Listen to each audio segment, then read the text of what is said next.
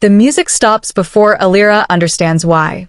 One moment, the great hall of Draeven Keep is everything it should be, strings pulling at the warm air, drunken laughter ricocheting off stone ceilings, silver plates flashing beneath 100 candles like scattered coins. Noise and heat, and the particular comfort of being invisible inside a crowd.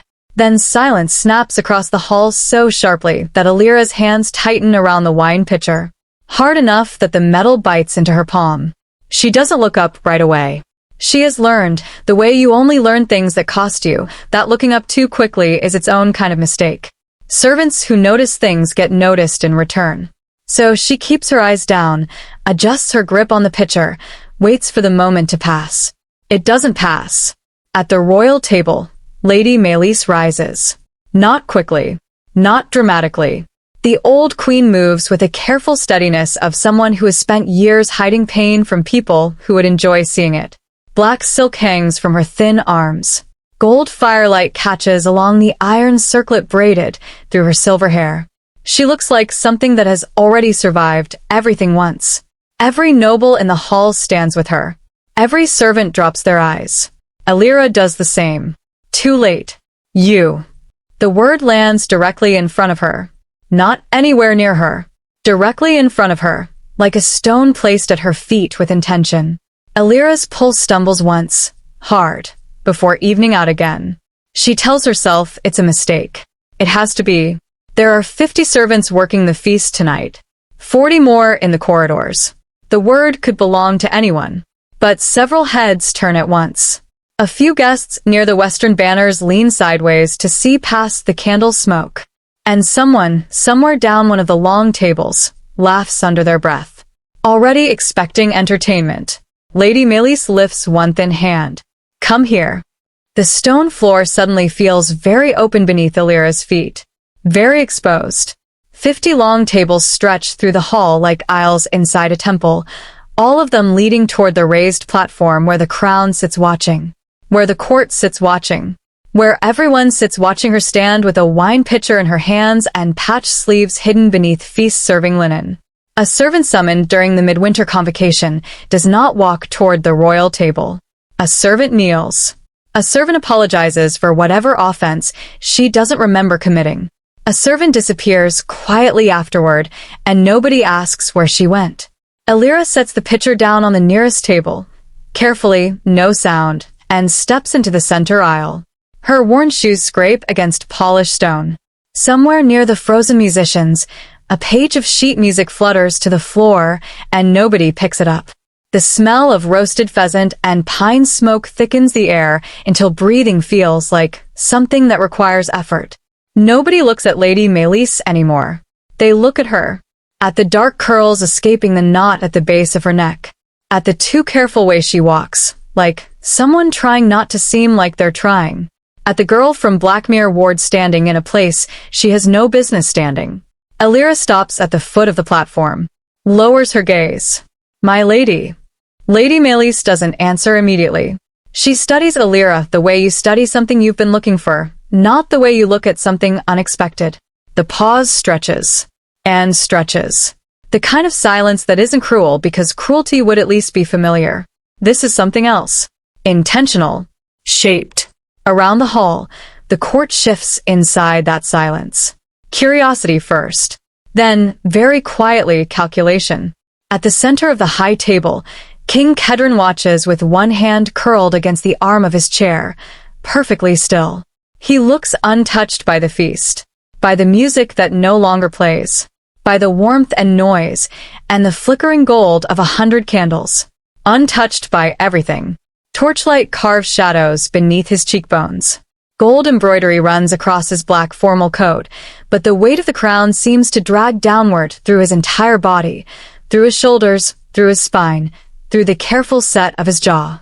Even seated above the hall, he carries himself like a man bracing against an impact nobody else can see yet. Lady Meleys steps forward. Her fingers reach for Elira's wrist. Gasps move through the chamber before she even makes contact. Whispers breaking like small waves. And then, warm.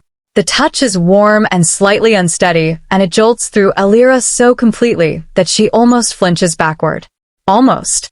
Lady Melis exhales slowly, the breath of someone confirming something they already knew. There you are, she murmurs. Quiet enough that it shouldn't carry. It carries. A goblet slips from someone's hand farther down the hall. Wine spreads dark and fast across pale stone. Nobody moves to clean it. Kedron straightens slightly in his chair.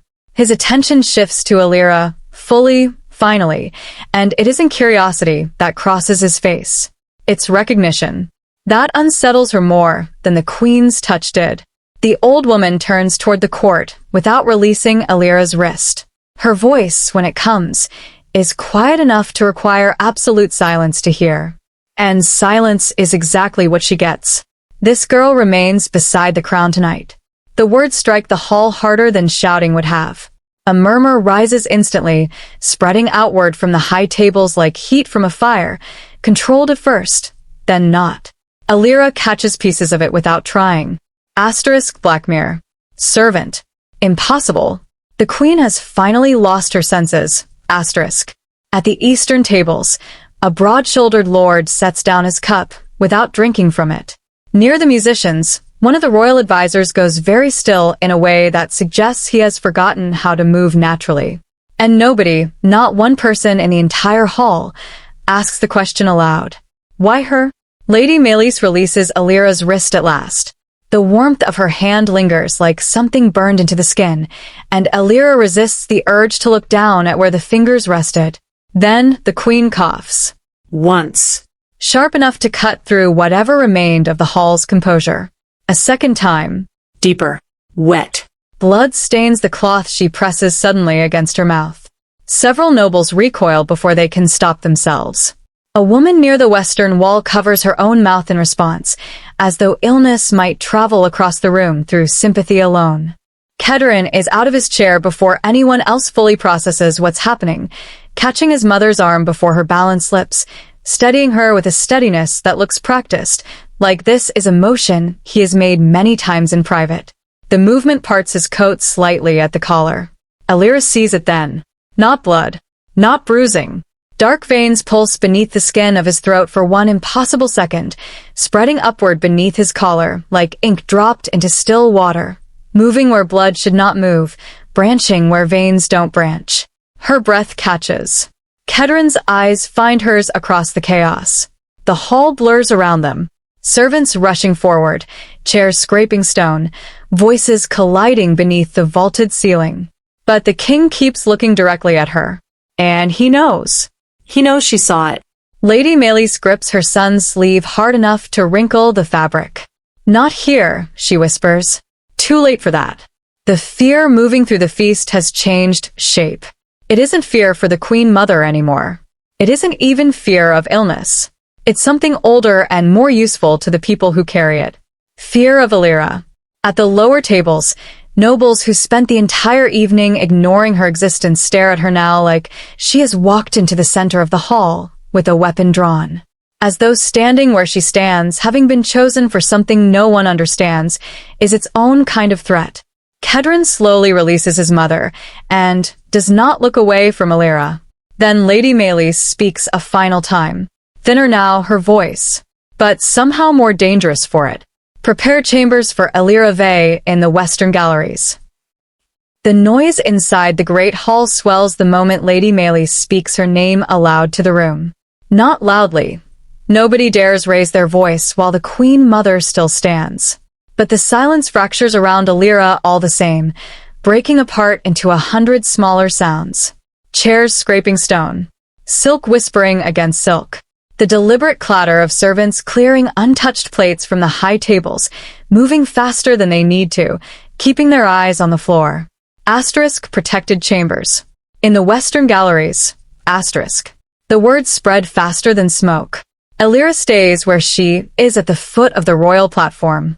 Moving suddenly feels dangerous. The way it's dangerous to move too quickly inside a room where something large is still deciding what it wants to do. Every face in Draeven Keep seems turned toward her now. Not openly. Worse than openly. Measured. A narrow-eyed woman near the eastern banners folds her fan shut without taking her eyes off Elira's face. two younger lords exchange a glance that means something Elira doesn't have the language for yet. One of the musicians stares openly before dropping his head the instant Kedron notices him. The king still hasn't looked away from her.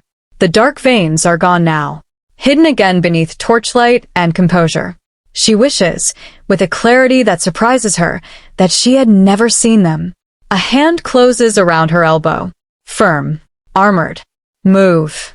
Lord Marshal Sarek Vale stands beside her in dark steel layered under a winter cloak bearing the crest of House Morik. A scar runs from the edge of his jaw beneath one ear. His grip is not cruel. It doesn't need to be. Elira obeys. The hall parts around them as Sarek guides her through the feast. Nobody stops them. Nobody speaks to her. That frightens her more than insults would have. People insult servants because servants are safe to insult. People fall silent around things they haven't decided how to handle yet. The doors groan open ahead of them. Cold air crashes through the passage beyond. Seawater and wet stone from Valder Bay far below the cliffs, reaching all the way up here like a reminder that the world outside hasn't stopped. Behind her, Lady Maelys begins coughing again. Elira turns instinctively. She can't help it. Kedron steadies the old queen with one hand. Royal attendants gather around them in tightening circles of velvet and gold. And the king lifts his head once, finding Elira across the length of the hall with the ease of someone who already knew exactly where she was standing. Then Sarek pulls her forward. You should keep walking. The corridors beyond the feast chambers stretch long and dim beneath iron lanterns. Torch smoke clings to the ceilings. Guards posted at each archway watch Elira pass with a particular expression soldiers reserve for unstable ground. Not fear, but the particular alertness that precedes it. Sarek leads her upward. Spiraling stairwells carved into the western side of the keep. The stone walls close in on either side, rough and cold, and Elira presses one hand against them to steady herself on the climb. The higher they go, the quieter Draeven becomes. No music reaches here. No voices. Only the wind finding its way through narrow gaps in the stone, and the distant roar of waves beneath the cliffs. You're trembling, Sarek says without looking back. Elira curls her fingers tighter against the stone. I've never been inside the western galleries. No servant has.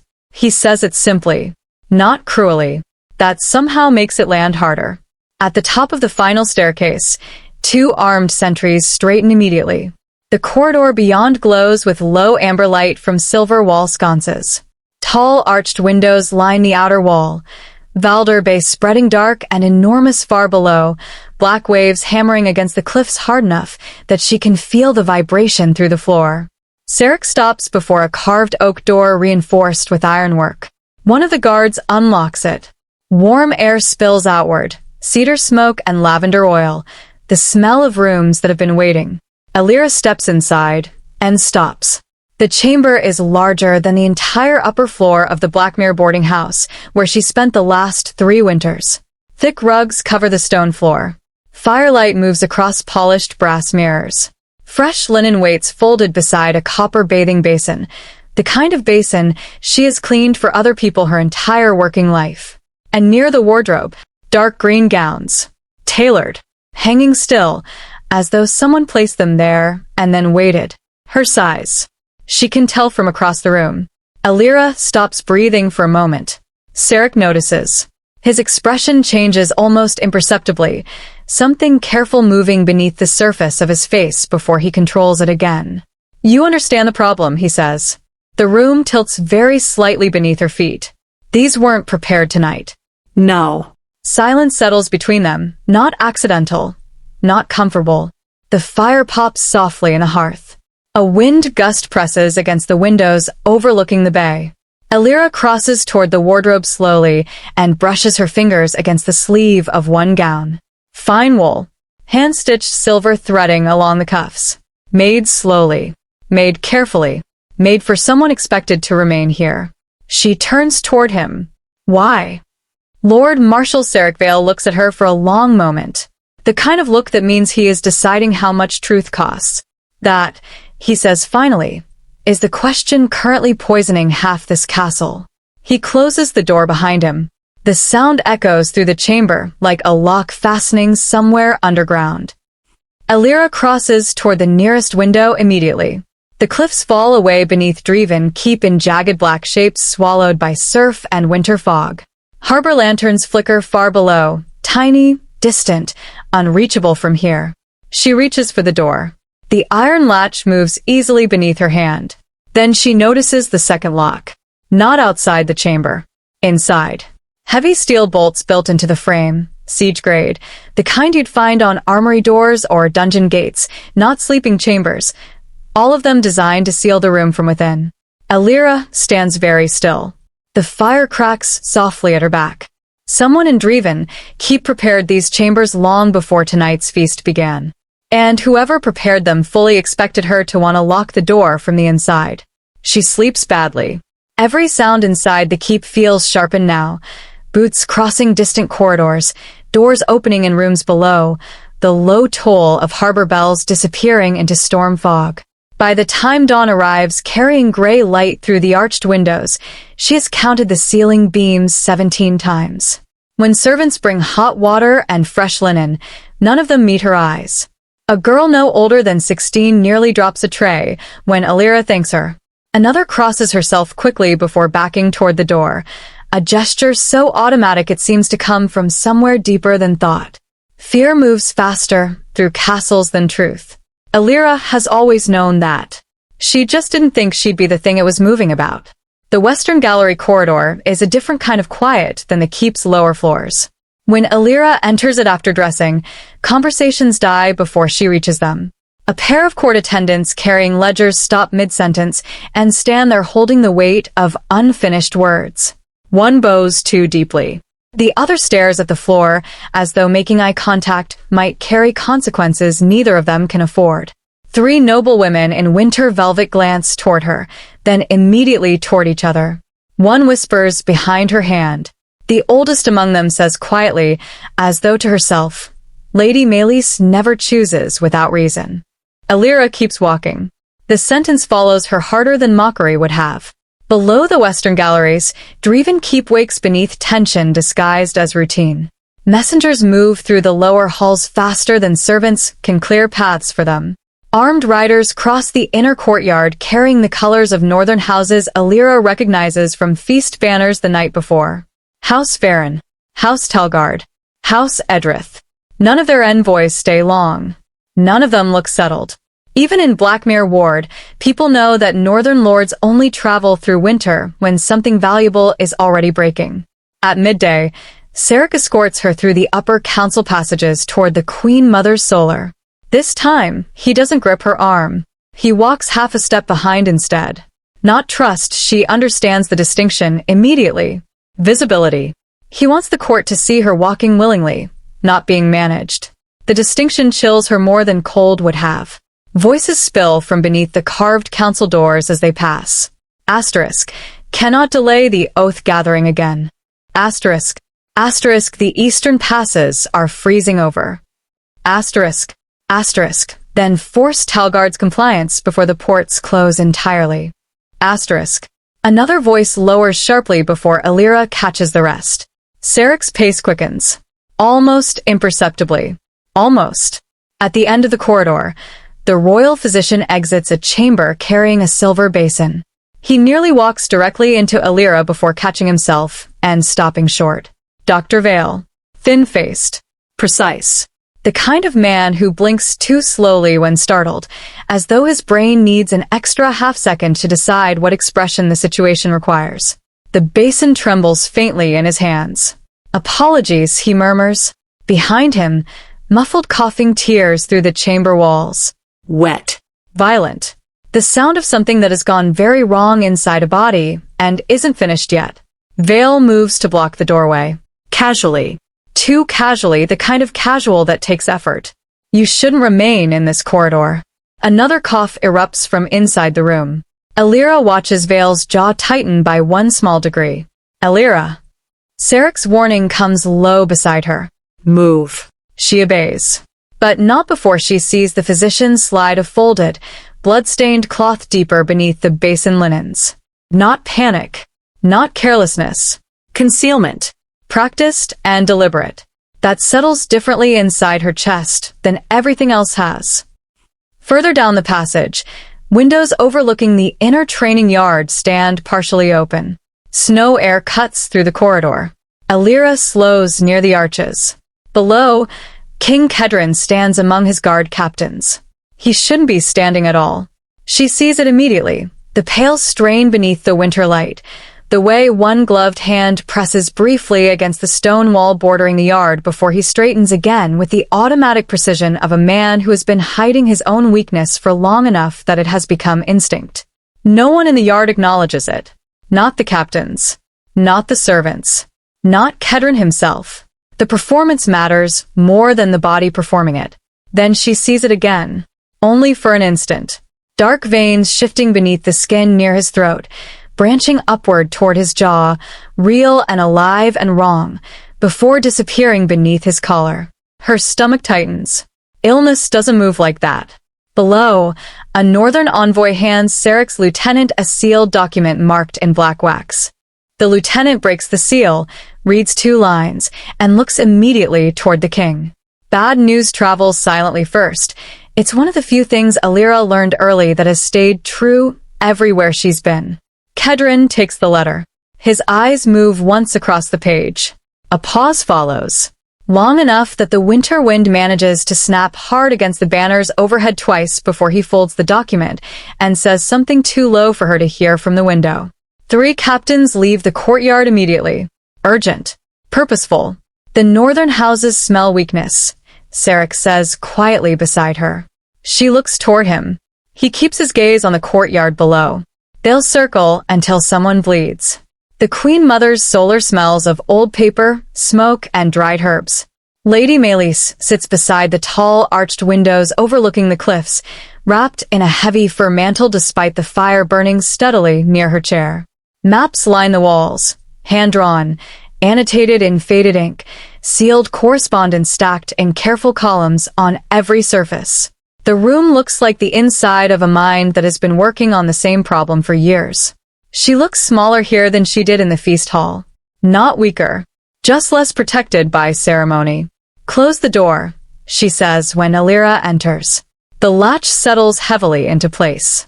Elira remains standing.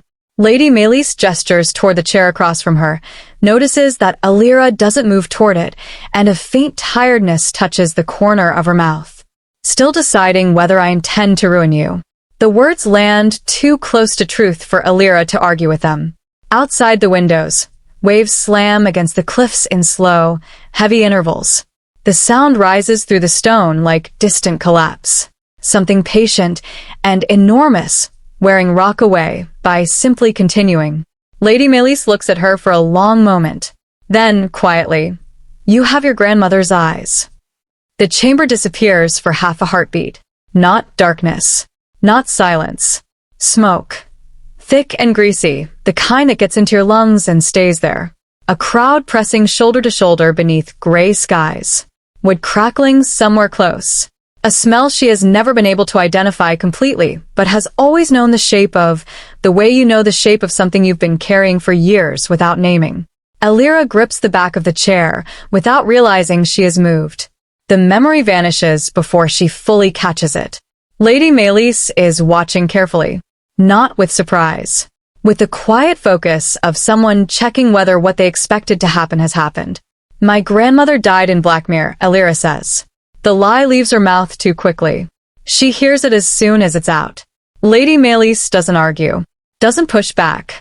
That unsettles Elira far more than contradiction would have, the Queen Mother simply receiving the lie and letting it sit there between them like something that doesn't need addressing. Fenhollow burned long before Blackmere ever buried her. The name opens something jagged inside Elira's head. This time the memory comes sharper. Jagged edges and real sound. Asterisk winter smoke flooding narrow streets. People shouting over one another. A woman gripping Elira's shoulders hard enough to leave bruises. Do not look at them. The smell of wet wool and ash. And beyond the crowd, flames. Tall enough to stain the entire night sky orange. Asterisk. Elira steps backward. The chamber tilts once. She catches herself. Lady Meleese remains still. They dragged women from their homes in Fenhollow because frightened men convinced themselves that the ability to see clearly was the same thing as treason. Elira shakes her head. Not refusal. Something older than refusal. A physical rejection that starts in the body before the mind can decide whether to allow it. No. The old queen waits. Silence stretches between them. Not empty. Deliberate. Shaped by the woman filling it, who has clearly been in enough rooms to know what silence can do when you let it work. The fire cracks softly. Harbor bells drift upward from somewhere below the cliffs, muffled by storm. Lady Meleese says nothing else. She simply watches Elira stand there breathing too carefully, waiting to see whether she'll deny it, whether she'll deny herself. Elira turns toward the windows instead. Her reflection appears faintly in the darkened glass, black curls loosened from their knot, borrowed while covering the servant dress from Black Mirror. A stranger wearing another girl's outline. My grandmother never spoke about Fenhollow, she says finally. Her own voice sounds different inside this room. Smaller. More honest than she intended. She survived it. That's not the same thing. Lady Meleese lowers her eyes briefly. For the first time since Elira entered the chamber, the old queen looks tired enough to break. When the executions began, she says quietly, some men discovered they preferred blindness to being seen clearly by the women around them. Elira feels the words settle slowly through her chest. Not because she fully understands them, because part of her already does, has always done, without ever having the language for it before now. Images continue bleeding at the edges of thought. Smoke against snow. Rough hands shoving through crowds. Someone screaming over crackling fire. And beneath all of it, buried deepest shame. Old enough to feel inherited. Lady Meleese rises carefully from her chair. One hand trembles once against the carved wood armrest before studying. She crosses toward a narrow cabinet built into the stone wall beside the hearth and unlocks it with a small iron key worn smooth with years of use. Inside, wrapped in faded dark cloth, something waits. She holds it for a moment before looking back at Elira. I kept one thing after your grandmother's execution. She unwraps the cloth slowly. Ash falls first, fine gray dust slipping across her fingers, drifting down onto the dark wood floor beside the hearth. Elira cannot breathe for a moment, cannot move, cannot do anything except stand there while the ash settles. Inside the cloth, an iron medallion, blackened by fire. One side has melted slightly inward, warped by heat strong enough to bend metal. The chain attached to it hangs fused in places where links once separated cleanly. Burned, not buried. The smell reaches Elira before she decides to move toward it. Smoke, wet timber, charred wool. Her stomach tightens violently, and another fragment tears loose inside her memory. Asterisk snow turning gray beneath boot prints. Crowds pushing against wooden barricades. A woman's voice near her ear. Do not let them see your eyes. Asterisk. Elira steps backward hard enough that the chair legs scrape across stone. Lady Meleese says nothing.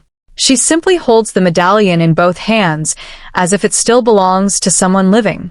She wore this beneath her coat the night they dragged her through Fenhollow Square. The fire cracks softly. Outside, wind lashes against Draeven Keep in low winter bursts. My grandmother died in Black Mirror, Elira says. And this time even she can hear that she doesn't believe it. She survived long enough to reach Black Mirror, Lady Meleese says. The correction lands gently. That makes it hurt more. The old queen lowers herself carefully back into the chair near the hearth. Every movement carries fatigue now, the kind that settles into bones and doesn't lift between days. Her breathing catches once before studying. I was younger than you when Fenhollow burned, she says. She looks toward the fire instead of at Elira. The northern houses demanded executions after 3 magistrates were exposed taking grain meant for winter stores. Entire districts nearly starved. Your grandmother named them publicly before anyone else had the courage to understand what they'd done. The medallion shifts softly in Lady Meleese's hand. The men accused her of witchcraft by sunrise. Heat climbs beneath Elira's skin. Not surprise. Recognition. The particular recognition of hearing something spoken aloud for the first time that you have always known wordlessly, the way you know the shape of a room, even in the dark, because you've crossed it so many times. She has heard versions of this her entire life without ever hearing the truth directly. Warnings whispered inside boarding houses. Older women lowering their voices whenever certain subjects drifted too near. Asterisk, never look too long at powerful men. Never let them notice what you notice. Asterisk. Lady Melis finally looks at her again. They feared women who could see through them. Silence settles heavily across the chamber. You could have stopped it, Elira says. The words leave before she decides to speak them. They just leave. Lady Melis closes her eyes briefly. Yes. No defense follows. No excuse. No explanation. Just the words sitting there, answering for everything. The honesty strikes harder than denial would have. Elira almost wishes for denial. It would give her something to push back against. This is just true and empty and old.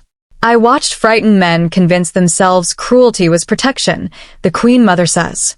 And I did nothing quickly enough. The firelight catches the wetness gathering briefly at the corners of her eyes before she looks away. I have listened to Fenhollow burning in my sleep for 30 years. Elira cannot answer. She crosses toward the windows and presses one palm against the cold stone beside the frame. Harbor lights flicker faintly below through snow mist. The world outside continues moving while something inside her shifts permanently out of place. Black Mirror was never the beginning. Only the hiding place afterward. Behind her, Lady Melis wraps the cloth carefully back around the medallion. I recognized you the moment you entered the feast hall. She pauses. Not because of your face. Another pause. Because you looked at my son the way your grandmother once looked at men moments before they lied. The memory of the dark veins beneath Kedron's skin flashes through Elira immediately. The way the king's eyes found hers afterward. The way he knew exactly what she had seen. She says nothing. That silence answers enough. Kedron is dying. The words land between them without ceremony, without softening. No elegant phrasing, no political distance. Just the truth stated plainly, because they are past the point where gentle language serves any purpose. He weakens faster each week. Dr. Vale measures symptoms. The council measures political fallout. The northern houses measure the distance from their lands to the throne. Another cough catches Lady Melis sharply. She turns away before recovering. There is poison moving through this kingdom, she says when she can speak again. The king's illness is not natural, and whoever is responsible stands close enough to touch the crown. Elira feels the room narrow the way rooms narrow when the thing you've been trying not to think becomes unavoidable. Nobles falling silent when she entered corridors. The physician hiding blood-stained cloth. Northern envoys traveling through winter storms that sensible people avoid. Seric Vale watching everyone too carefully all the time. You want me to help you, Elira says. I want the truth before the kingdom tears itself apart. The distinction matters. She knows it matters. That's why it's worse. Elira looks toward the door instinctively. Toward escape. Blackmere Ward still exists beyond these cliffs. Narrow alleys, ash buckets, invisible work, a life where nobody watches her enter a room and wonders what she knows. That life already feels impossibly far away. If she stays silent, the king weakens and falls. If she speaks, the silence that has kept women like her alive for generations disappears. Lady Melis sees the calculation moving across her face. You still have a choice, the old queen says softly. But even she doesn't sound convinced. A hard knock slams against the outer chamber door. Both women turn sharply. Seric Vale enters without waiting, snow melting from the shoulders of his cloak. Something has gone wrong. Elira knows it before he speaks. The stablemaster carrying correspondence to the southern gates collapsed before reaching the lower bridge. Seric's gaze shifts once toward Elira, then toward Lady Melis. Dead before the physician arrived. The fire pops sharply in the silence that follows. Seric steps fully inside and lowers his voice. There's more. His eyes settle on Elira, with something darker than caution. Someone inside Draeven Keep already knows what she is. The observatory tower spirals above the western cliffs of Valder Bay, where the wind never fully stops. By the time Elira reaches the upper levels, Cold has settled through the stone stairwell walls deep enough to feel permanent. Her breath ghosts pale in the narrow torchlight. At the top, the iron door stands slightly open. No guards. That feels wrong now. She pushes the door carefully. The observatory opens around her in dim silver light.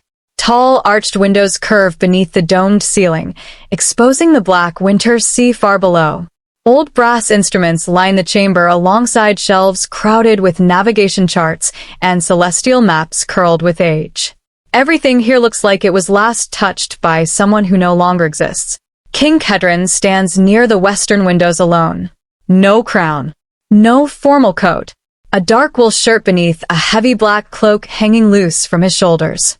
For the first time since the feast, he looks his actual age. Young enough to still be angry at exhaustion, which is somehow harder to witness than if he simply looked ruined. The wind moves through the chamber in low drafts carrying salt and snow across the stone floor. Kedron hears the door close behind her. You walk quietly. Elira remains near the entrance. You dismissed your guards. I dismissed everyone. His voice sounds roughened from coughing. He keeps his eyes on the sea below. For a moment neither of them speaks, and the silence that stretches between them isn't strategic or cautious, just tired. The silence of two people who have both been performing something all day and are too exhausted to perform it at each other. A silver goblet sits abandoned near the charts table beside folded correspondence bearing broken northern seals. One page lies half-crumpled on the floor where it fell from someone's hand and wasn't retrieved. Kedron follows her gaze. Talgard refuses the winter levy. A pause. Varen's threatening to close the northern passes entirely. His fingers tighten once against the window ledge, then release. They smell weakness. The same word Sarek used earlier, but quieter now, more personal. The difference between describing a situation and living inside it. Elira steps farther into the observatory. The king turns toward her fully. Firelight from the lower stairwell catches beneath his eyes, hollowing the shadows there. He looks cold, not from the temperature but from something harder and longer lasting than temperature. And beneath his composure, visible now that there's no court to perform for, something that has been held too tightly for too long. You saw it again in the courtyard, he says. Not a question. Elira says nothing. Kedron studies her face for several seconds before continuing. My mother thinks you can help. She thinks someone is poisoning you. A faint breath escapes him. Not quite a laugh. Not quite anything. That too. He crosses toward the center table slowly, fingertips brushing the edge in a way that is almost casual enough to look accidental. Almost. The realization unsettles her more than the dark veins beneath his skin. Because weakness inside kings is dangerous. It shifts everything around it. But hidden exhaustion inside ordinary people is something Elira has spent her entire life recognizing, because it has always been survival relevant to know when someone near you is closer to breaking than they appear. Kedron stops near enough now that she catches the scent of cedar smoke and winter air clinging to his clothes. You're deciding whether to run. The accuracy of it lands hard enough that she looks away first. I still can. Not for long. No threat in the words. Only truth. That's worse. The observatory falls quiet except for the roar of waves against the cliffs far below, enormous and indifferent and continuous, the sound of something that was happening long before any of this and will continue happening long after. Then Kedron says quietly, I'm not afraid of dying. Elira looks back toward him. He stands motionless beside the charts table, one hand resting on scattered maps of the northern territories. His eyes shift briefly toward the dark windows. It's what follows. He doesn't finish the sentence. He doesn't need to. The space after those words fills itself, with everything she has already seen today, with every conversation she wasn't meant to hear through closed council doors, with the faces of northern lords who moved through Draeven Keep like men calculating distances. Men waiting for the crown to weaken, do not stop once blood reaches the floor. Something tightens beneath Elira's ribs. Not because of the politics, because for the first time since the feast he sounds alone. Not royal, not untouchable, just isolated inside responsibilities too large to survive honestly, and aware of that isolation in a way that has no elegant solution. Her grandmother's voice rises unbidden through memory, never become useful to rulers, and for one moment Elira can see the woman's hands clearly, rough and weathered, gripping her shoulders hard in the dim back room of a Blackmere boarding house. Kedron watches her carefully. You heard something just now. She steps back instinctively. Distance. The necessary kind. But the king moves first, not closer, only enough to keep her from retreating entirely into the easier silence. I don't need blind loyalty, he says. His voice is very quiet. I need someone willing to tell me the truth before this kingdom collapses around men too frightened to hear it. That lands worse than a command would have. Because she believes him. She can see that it's true. Not performed, not political, but tired and honest and real. And belief is harder to survive than suspicion. Neither speaks for several seconds. Then footsteps thunder up the staircase. Fast. Uncontrolled. Sarek appears in the doorway breathing hard from the climb. His eyes move immediately to Elira, then to the king. His expression carries something that Elira has learned, over the course of this single day, to read as the particular tightening that precedes very bad news. One of the Western Gallery guards is missing. Sarek's voice lowers. He was stationed outside Elira's chamber. The frost court chamber curves beneath a vaulted ceiling of black cedar beams carved with northern victories of old crowns. Torchlight burns along the circular stone walls, reflecting against silver-inlaid floor markings that divide noble houses by territory and rank. Everything about the room is designed to remind you of the weight of history, who held what, who fought whom, what was won, and what was owed. By the time Elira enters beside Sarek, the chamber has already filled. Northern lords draped in winter furs. Council ministers bent together whispering behind gloved hands. Military envoys smelling faintly of horse leather and snow. The particular atmosphere of rooms where power is being renegotiated by people who won't say so out loud. Every conversation shifts the moment she crosses the threshold. Not silence. Worse than silence. Attention, the kind that happens when a room full of people who are measuring one thing suddenly find themselves measuring something else. She feels it physically. Eyes moving across her. Weighing. Calculating. Finding her lacking in the categories that have always mattered here and potentially dangerous in categories they haven't fully decided on yet. King Kedron ascends the raised blackstone platform at the far end of the assembly circle. He wears the crown. The gold catches the torchlight the way it's meant to, projecting authority, solidity, the appearance of permanence. It hides nothing. His skin still carries the pale strain beneath it. His shoulders still carry the particular set of a man who is holding himself upright through decision rather than ease. Lady Melis sits beside the throne in dark fur and iron-threaded velvet. Her posture remains rigid despite the coughing fit she suppresses behind one gloved hand. The court steward strikes the ceremonial staff against stone. High Chancellor Oren Valak rises immediately. Too quickly. As though he has been rehearsing the moment of standing before anyone else could speak first. Elira recognizes him now from the feast, silver-haired, immaculate posture, rings flashing beneath torchlight each time his hands move, with that particular deliberateness of someone who knows they're being watched and has calculated what each gesture communicates. Controlled, careful, and underneath it, terror. Not fear of her. Fear of exposure itself. She sees it the way you see things in the dark when your eyes have adjusted, not clearly at first, then all at once. Young women from Blackmere Ward, Valak begins, his voice filling the chamber easily. Do not enter royal protection without explanation. Measured enough to sound reasonable. That sharpens the hostility rather than hiding it. Several northern delegates nod faintly. Elira stays near the outer ring beside Sarek. She can feel servants watching from the upper gallery shadows above the court, watching whether she bends. Valak turns toward the throne. With respect to the crown, Draeven faces failing winter levies, fractured northern alliances, and unrest across the eastern harbors. His gaze shifts toward Elira. Briefly. Precisely.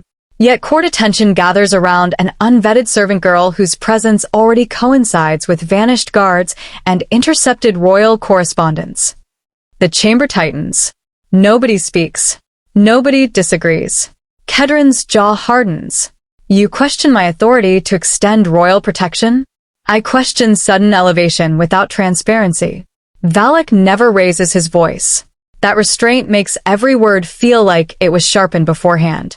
We survived the Fenhollow hysteria once already. The name lands like flint against dry timber. Several older nobles look away immediately. Others study Elira harder, not curiosity anymore, but something more specific. Something that has a name she doesn't want to think about right now. Valak folds his hands behind his back. Fear spreads quickly through hungry kingdoms, Your Majesty. Especially when frightened people begin searching for hidden truths instead of stability. There it is. Not accusation. Warning. And beneath the warning, something else, the particular panic of a man who knows exactly what kind of looking he can't survive. The slight tension gathering beneath his eyes. The careful pacing of his breaths. The way his fingers flex once whenever Fenhollow is mentioned, as though the word itself applies pressure he wasn't expecting. He is not frightened of rebellion. He is frightened of being seen clearly. The realization settles cold and immediate inside Elira's chest. It arrives with the particular clarity of things you've always known but needed the right conditions to confirm, like temperature that's been dropping all day and finally reaches the number where water changes state. Around the chamber, nobles avoid looking directly at her, as though eye contact itself risks something they can't afford right now. Kedron rises from the throne. The movement costs him. She sees it in the stiffness behind his shoulders, the extra half-second before his balance fully settles. Still he stands tall enough to force the room still. Elira Vey remains under crown protection. His voice cuts clean. No accusation stands against her. Valak inclines his head carefully. But suspicions already do. That lands harder than the preceding arguments, because it's true. The suspicions are already there. Already circulating. Already shaping how every person in this room reads her presence. Elira feels the last fragile edge of anonymity collapsing around her in real time. The court has already turned her into meaning, into symbol, into threat. There is no quiet corner left to stand in. There is no position in this room that doesn't mean something now. Her grandmother's voice rises again. Never become useful to rulers. But another realization presses harder beneath it, more immediate and more dangerous. Silence never saved women like them. It only buried them quietly and called that safety. Valak looks toward her directly for the first time. You should leave this chamber before greater damage follows you. The softness of his tone nearly disguises the threat. Sarek shifts beside her immediately, protective, ready to move her out of the room and back into corridors where the danger at least is shape. And for one dangerous second, Elira almost lets him. Almost chooses invisibility one final time. Then she looks across the entire Frost Court, at Valak, at the Northern Lords, at the ministers with their gloved hands and careful faces, and she sees it. All of it. At once. Fear hidden beneath dignity. Panic hidden beneath law. Men terrified that someone might look directly at them and refuse to pretend. The realization burns through her hesitation completely. Before Sarek can stop her, Elira steps away from the outer ring and walks directly into the center of the assembly floor. The murmuring dies. Every noble house turns toward her. Every torch crackles louder in the silence. Valak's composure flickers for the first time since the session began. Elira stops beneath the center sigil carved into the black stone. The room's full attention lands on her shoulders like physical weight. She doesn't move under it. And finally speaks. You fear being seen clearly more than you fear the kingdom collapsing. The harbor bells begin before the silence can recover. Deep. Violent. The kind of bell ringing that doesn't happen during ordinary emergencies. Fast and uneven, multiplying. One bell answered by another and another farther down the coast. The Frost Court erupts. Council ministers speaking over one another. Northern envoys pushing toward the side exits. Boots striking stone. torch smoke twisting through sudden drafts as servants rush to open corridor doors. The careful architecture of the session dissolving in seconds into exactly what it always was beneath the surface. People calculating their positions. A naval courier arrives kneeling and breathless at the lower chamber entrance. 3 ships without crown banners. Harbor masters couldn't identify them before the fog closed. Smugglers don't trigger storm bells, Sarek says. No. Fear roughens the courier's voice. They sailed directly for the lower military docks. Elira catches fragments cutting through the noise. Asterisk Northern Coalition. Internal betrayal. Port sabotage. Asterisk. Valak remains silent through all of it. She turns toward him instinctively. He notices. For one brief second, his polished calm slips completely. Not surprise on his face. Expectation. As though this chaos arrived precisely when it was meant to. The realization settles cold and absolute through her chest. Asterisk this was moving long before the feast. Long before me. Asterisk. Kedron descends from the throne platform despite Sarek attempting to intercept him. Seal the harbor gates. No ship leaves Valdor waters. A cough tears through him mid-step. Sudden, violent, impossible to contain. Blood touches the corner of his mouth before he can wipe it away. Too late. The court sees it. Fear spreads through the chamber, but it isn't fear for him. It's the particular cold calculation of people who have been waiting for exactly this confirmation, that the weakness is real, that the timing is right, that the next move is available. Valak lowers his gaze carefully. Something that looks dangerously close to satisfaction passes beneath his face before he controls it. Sarek grips Elira's arm. We're leaving. She looks at him sharply. The southern cliff tunnels are still open. I can get you beyond the lower watch posts before the harbor seals completely. The words hit harder than she expected, because he means it. Not strategy. An actual offer. A final door before everything closes. If the court fractures tonight, he says lower now, nobody inside Draeven Keep stays untouched. She doesn't answer immediately. Beyond the high assembly windows overlooking the harbor cliffs, dark ship lanterns have begun emerging through the fog. Small flames moving through gray-white, nothing like something wrong dressed as ordinary. Below in the assembly floor, Kedron stands alone issuing commands while half the court watches him like scavengers circling prey that hasn't fallen yet, but has begun to slow. She watches him try not to look toward her. She watches him try not to ask her to stay. That restraint, the deliberate withholding of the ask, the refusal to pull on her, the attempt to give her the choice even now, hurts more than pleading would have. Sarek tightens his grip slightly. Once the tunnels close, there won't be another chance. Elira thinks about Blackmere Ward. She thinks about narrow rooms and laundry steam, and the particular invisibility of people who survive by being useful enough to keep and unimportant enough to overlook. She thinks about how far from here it is and how easily she could disappear back into it. Then she thinks about what disappearing means. Not for herself. For everyone who will still be here when she's gone.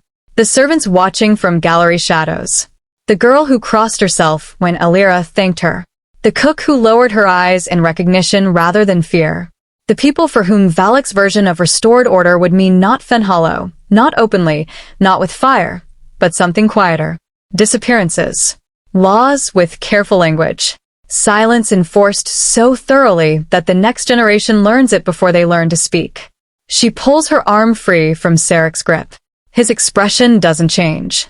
Not anger, resignation. The face of a man who had already calculated this possibility. You understand what staying means now, he says. I understand, she says quietly. And beyond the assembly windows, High Chancellor Oren Valak smiles. The accusation reaches Draeven Keep before sunrise.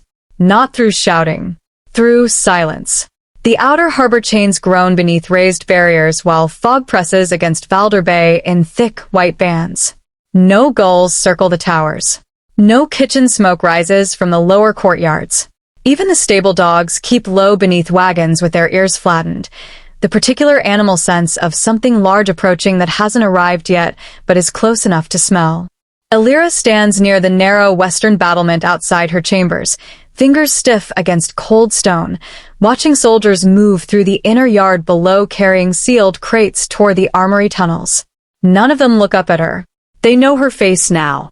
Yesterday they didn't. That changes everything. The feast feels impossibly distant. Silver plates flashing. Music. The particular comfort of invisibility inside a noisy room. Sarek climbs the battlement stairs with frost along the shoulders of his riding cloak. He carries no torch despite the dimness. The scar near his jaw looks deeper in this light. 3 northern watchtowers stopped answering signal fires before dawn. He says, without preamble. The eastern docks in Marrowgate refused royal levy orders. Half the harbor guard claims they received contradictory commands during the night. Elira looks toward the fog. What kind of commands? Open passage to incoming trade vessels. No merchant ships enter harbor under storm bell lockdown. Both of them know that. Sarek reaches inside his cloak and removes a folded parchment, its seal already cracked open. He hands it to her without speaking. The paper smells of salt water and lamp oil. Supply movements. Military placements. Rotations inside Draeven Keep itself. Not guesses, exact numbers, the kind that only come from someone sitting inside the command structure. Her hand stills halfway down the page. Captain Edwin Roar. The signature near the bottom. She knows the name. Everyone inside the keep does. Roar commands the Western Defense Regiments along the harbor ridge. Kedron trusted him enough to station him beside the inner gates during the midwinter convocation. She can see his face now. Calm eyes. Steady hands. Watching her during the Frost Court assembly, without blinking. He disappeared before dawn, Sarek says. How long have you known? An hour. You told the king? I came here first. That lands heavier than the wind does. For a moment neither of them speaks. Below, iron gates slam somewhere deep inside the keep. The sound rolls upward through the stone like distant thunder. You think the military is already divided, she says. Sarek doesn't answer immediately. That is the answer. A group of servants crosses the lower courtyard under armed escort. One of the younger girls glances upward toward Elira. Not fear. Not the crossings and lowered eyes of the morning before. Something else. Recognition. The particular hope of people who have learned not to expect it, and therefore find it startling when it arrives. The girl quickly looks away when a guard notices. Elira feels it settle across her shoulders. Not because she asked for it, because it keeps happening anyway. These small acts of recognition from people who spend their days invisible, who have learned the geography of invisibility the way you learn geography when you live somewhere long enough. Sarek steps closer and lowers his voice. If Valak controls even part of the harbor command, Draeven cannot hold a siege through winter. His gaze moves toward the fog beyond the seawall. And if the northern houses openly align with him before Kedron stabilizes. He stops. The unfinished sentence fills itself. Starvation. Street justice. Another cleansing. Not only inside palaces, among ordinary people first. The same people watching her from kitchens and stairwells and frozen courtyards, who haven't done anything wrong except exist in a kingdom where power is reshaping itself. Her grandmother's smoke crawls back into her lungs. Fenhollow. The crowds press shoulder to shoulder. Men pretending fear is righteousness. Fire rising high enough to stain the night. Elira grips the battlement until cold stone bites into her palm. You still have a way out, Sarek says quietly. There it is again. The offer he keeps leaving open. She looks past him toward Valder Bay, at the fog swallowing the ships, at the harbor lanterns barely visible through the gray, at the place where the world continues past the walls of this keep. The thought of leaving enters her chest and breaks apart there. Because she can feel the cost of taking it now, not only what happens to Kedron, but what happens to everyone forced back into silence afterward. All the people who looked up at her, with that startling brief recognition. All the people who will spend the rest of their lives learning, again, the particular skill of disappearing before anyone notices you exist. The royal seal sits broken across Sarek Vale's palm. Wax fragments cling to the lines in his skin. The harbor bells have stopped. That feels worse than when they were ringing. At least bells mean someone is still responding. Inside the Western Command Chamber, officers stand around the war table with exhaustion hanging from their shoulders like wet cloth. Captain Edwin Roar's name remains pinned beneath an iron dagger at the center of the map. Nobody removes it. Elira stays near the tall, arched window overlooking Balder Bay. Dawn struggles through storm clouds without reaching the water. Half the harbor disappears beneath gray mist where anchored ships drift like bruises against the tide. The keep smells of smoke, lamp oil, and seawater dragged in on soldiers' boots. Behind her, Sarek folds the intercepted orders once more. Several northern houses refuse direct summons from the crown. No one answers. The silence carries no shock anymore. Only weight. At the far end of the chamber, King Kedron braces both hands against the edge of the table while the royal physician tightens fresh bandages beneath his sleeve. Kedron's face looks sharper in the cold light, more hollow beneath the eyes.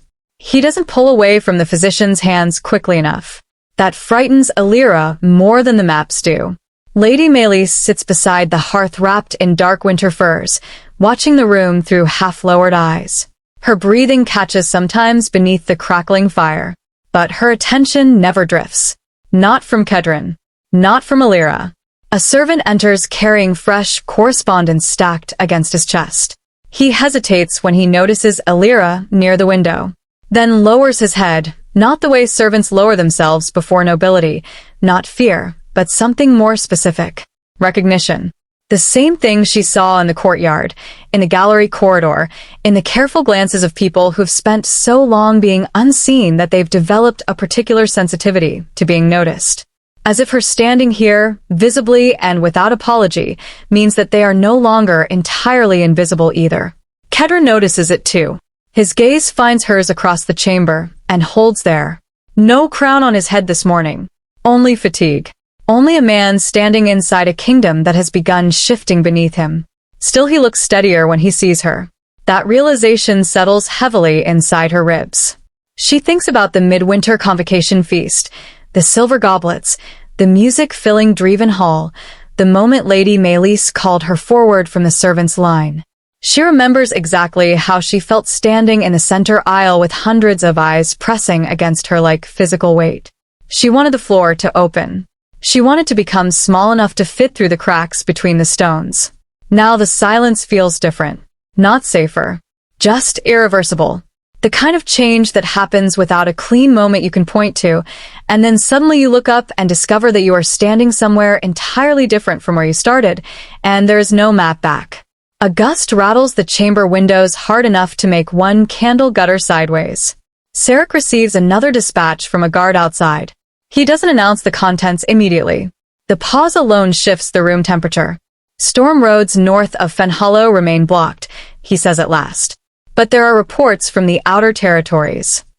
He pauses again.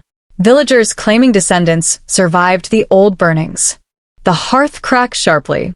No one speaks. Kedron looks at Elira. She keeps her eyes on the harbor below.